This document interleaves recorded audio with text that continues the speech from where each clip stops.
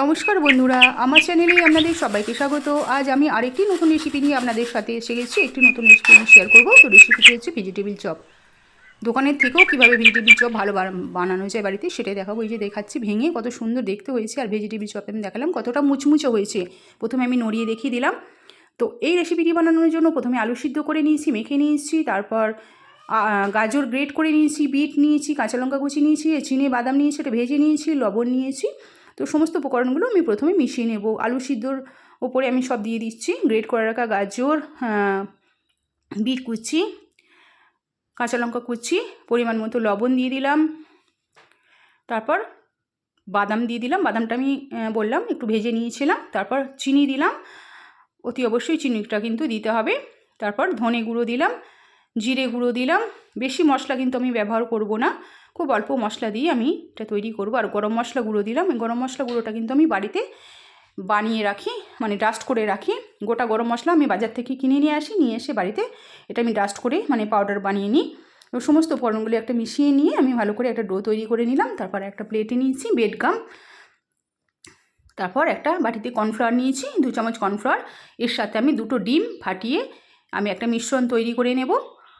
আমি দেখাচ্ছি, ডিম 2টো ফাটালাম, ফাটিয়ে কর্নফ্লাওয়ারের ভেতর মানে কর্নফ্লাওয়ারের মধ্যে দিয়ে দিলাম। তারপর খুব ভালো করে এটা মিশিয়ে নিলাম, একটা মিশ্রণ তৈরি করে নিলাম।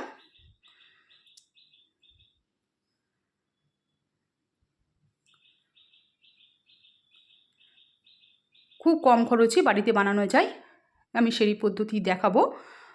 তারপর এই যে আলুর মিশ্রণটা, আলু বা ভেজিটেবিলের যে সবজির মিশ্রণটা আমি হাতে করে আকারে করে নিচ্ছি। আমি যে যেমন শেপে দিতে পারে আমি লম্বা লম্বা আকারে করে নিলাম। তারপর একবার ডিম কর্নফ্লাওয়ারে ডুবিয়ে নিলাম।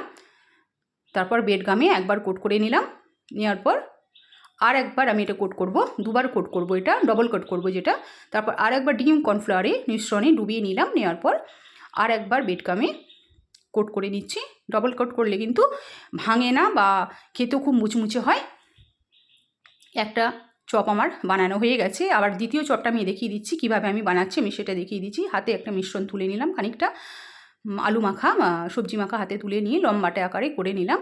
তারপর আবার কর্নফ্লাওয়ার ডিমের মধ্যে ডুবিয়ে ব্রেডগামে কোট করে নিলাম। আর একবার নিচ্ছি, এটা ডবল কোট করছি আমি, দেখতে পাচ্ছেন। আমি খুব ভালো করে দেখিয়ে দিচ্ছি কিভাবে ডবল কোট করা যায়।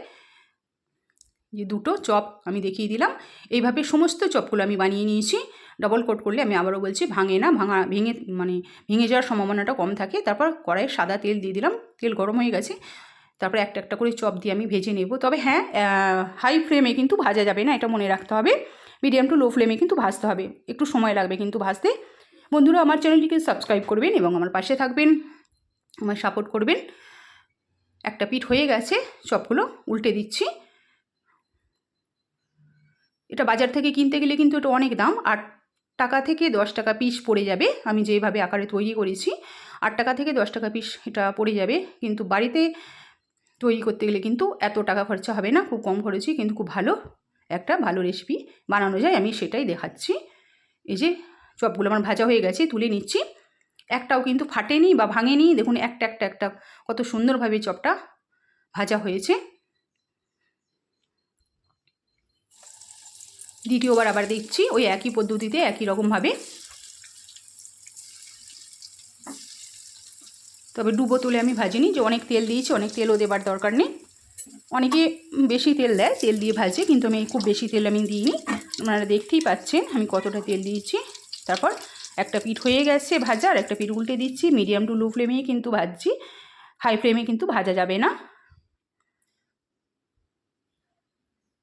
প্রত্যেকটা চপ কিন্তু আমার খুব সুন্দর হয়েছে। একটা চপও কিন্তু আমার ভাঙেও নি, ফাটেও নি, কিচ্ছু হয়নি, একদম রেস্টুরেন্টের মতো হয়েছে।